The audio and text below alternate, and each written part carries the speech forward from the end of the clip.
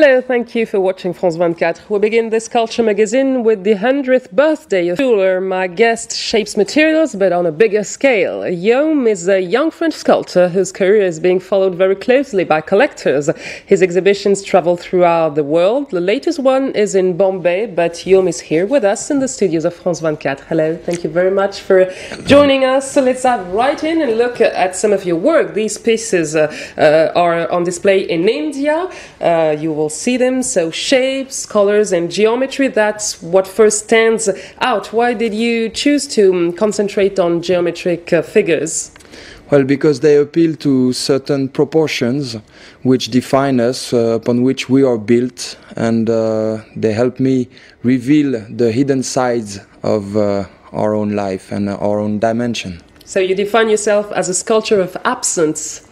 In a way, yes, because what I try to bring out is a new way of sculpting where we would understand that the absence reveals, and so you can take off material, you can drill through the material and uncover new spaces made of light. All this is very abstract. It seems abstract, but in fact it helps us to relate to ourselves and to the paradoxical dimension of ourselves. I ask this question because you studied journalism, political science, so very concrete subjects. So how does one make a sudden jump into abstraction or let's say creation? Well, I would say that beyond the conscious intellectual understanding of oneself, there is also another higher supraconscious dimension of understanding things and relating to life.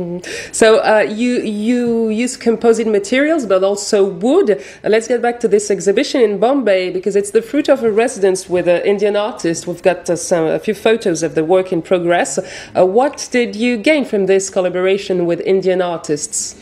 The experience was quite amazing because it was quite like a trip out of time and out of space, because we were working with a minimum of tools, and although we achieved some tremendous technicity, because we would just bring in passion in order to get rid of the lack of machines. You were trained in sculpture, among others, by your aunt, Niki de Phalle. We're looking at a few of her emblematic works. What did she teach you? Niki taught me a lot of techniques, such as welding, such as the fiberglass techniques or the mosaic techniques. But she also taught me a lot about joy, about the spiritual dimension of a piece of art, and how to reveal and bring out that dimension. Which other artist influenced you? I was very much influenced, of course, by Raymond Hans, who's also a famous French artist, but people like Jean Tinguely or Brancusi or Malevich or Leonard da Vinci, there are many. Okay, so let's get back to your geometric forms. You multiply these hollow geometric forms. For instance, we'll take a look at a series of drawings in which we see your pieces in an urban landscape. And for instance, I hope we'll see the photo by the Louvre pyramid. So is that your dream, having one of your sculptures near the Louvre? Well, one wouldn't be enough. I think it would be better if we put a lot.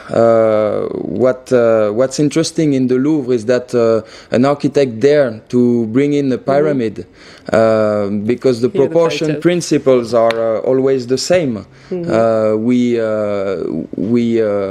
take those architectural principles from century to centuries, and you can still use them in sculpture. It's very strange because these work integrated into these urban landscapes are quite strange, as if an extraterrestrial object had landed just in front of the Louvre. Well, it's true that we're not always very much used to see pieces of art in suburbs or in poor neighborhoods. The picture here that you showed was showing a sculpture in a neighborhood next to my place in Paris, and I think that it's very important to bring beauty where it is needed. It seems, Guillaume, that you have a sort of mystical vision of art, don't you? Yes, definitely. For you, an artist is the person who makes the invisible visible, a little bit like a shaman. Well, I wouldn't totally agree on that, though I must admit there is something about it, definitely. Really? What? Something, well, for instance? You know, the more I work, the more I work on that, on those sculptures, the more I uncover and discover things I hadn't thought about. So, to some extent, you can wonder if you really are the author of all that. Well, thank you very much, Jan, for having joined us today. You very much. You're currently showing your work in Bombay, in India, and you will also have an exhibition coming up in Miami. And we end with an artist who has something in common with Picasso, who we started the magazine